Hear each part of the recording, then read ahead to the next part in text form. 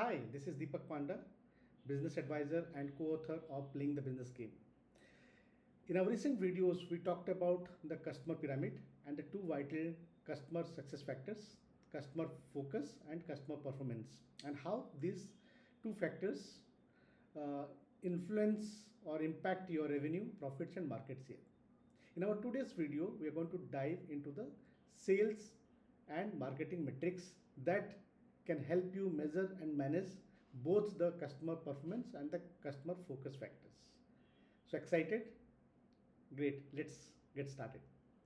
The first bucket that we talked about is the customer performance, and in that the first key area that you would like to measure is the customer value.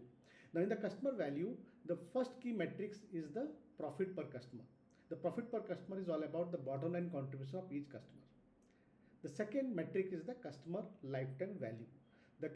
The average profit a customer contributes over the lifetime of the relationship with your company is the customer lifetime value. The third metric here is the customer, the net present value, right? So the net present value is the total customer lifetime value discounted or adjusted for the cost of money and other factors. So these three metrics would give you a fair way to measure your customer value. The second bucket is the customer behavior. In the customer behavior, the first metric is the revenue per customer, which is basically the total revenues generated from each customer. Now this could also be for each customer segment. We talked about the top, your big customers, your medium customers. So you can have your customer revenues for each of these segments. The second one is the customer share. The customer share is about the percentage of a customer's total spending on your product and services against the total spending the customer makes on that particular category, right? And the third is the customer lifetime. It is basically the duration of a customer's buying relationship with your company. So having said that, we move into the third bucket is the customer satisfaction. In the customer satisfaction, the first metric is the satisfaction scores.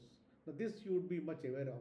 This is basically the rating that the customer gives to your product and services and your customer relationships that you enjoy with them, right?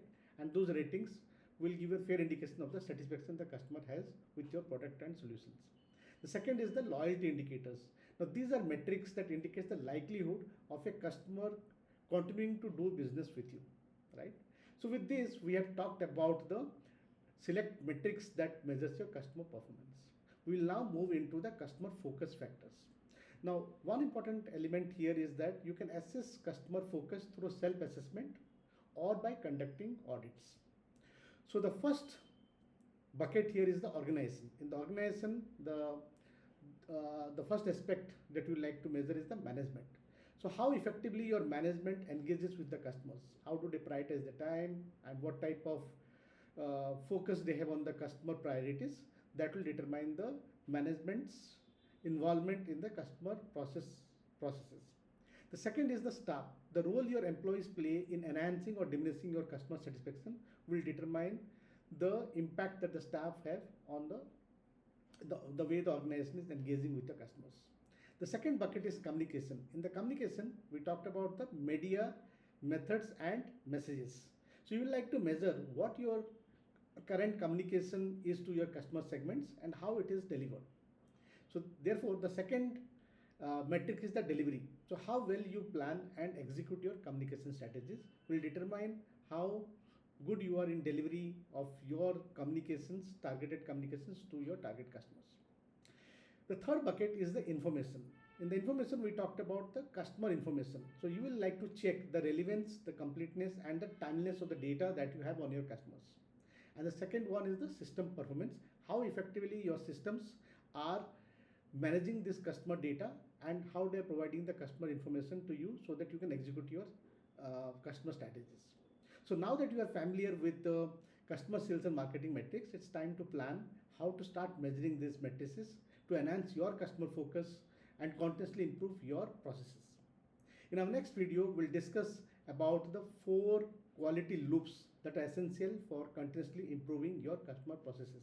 Until then, I wish you all the best on your journey towards sustained growth and profitability. Thank you.